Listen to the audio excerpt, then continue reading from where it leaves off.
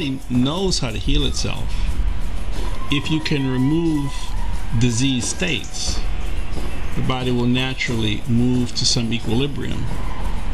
So it's the same thing. If you remove confusion, if you remove all the things that we do that cause us to be out of balance, then the movement process itself will naturally take you to where it is that your system is trying to go.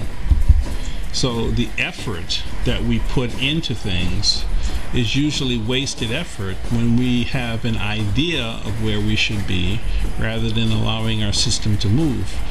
So in trance dance, we don't have any deliberate movements.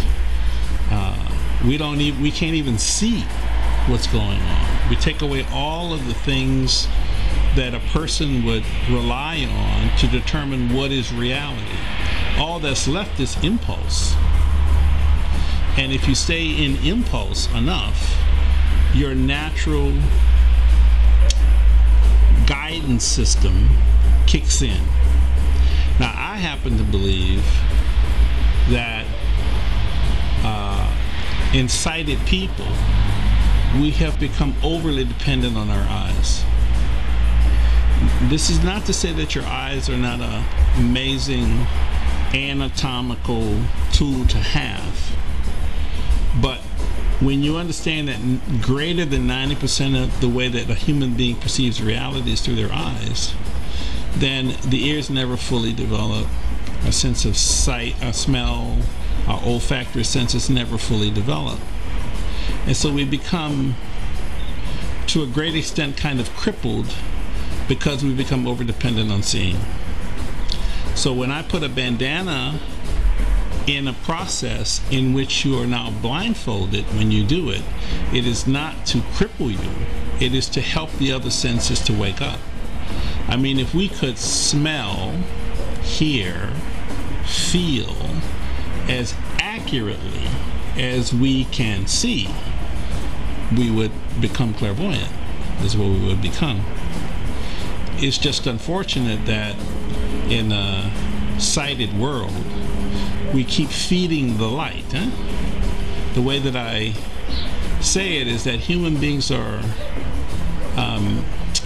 grow in the light, but we transform in the dark.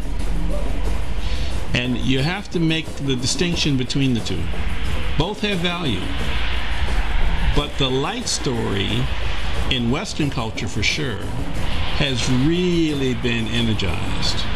And so what you have are people who are really involved in light work, intimidated by shadow work.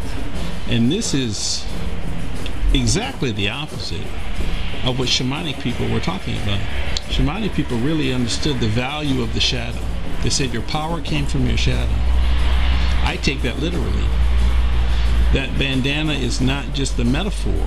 It is a real full-on tool for people to separate themselves from light. So it's not correct to say that your eyes and your brain are separate. They're really not separate. They're anatomically the same thing. So if you want to know what really feeds your brain, it's your eyes in sighted people. So if you block it out, if you don't allow light to get in there, what happens is your other senses have to wake up. This isn't an option. Every person that's ever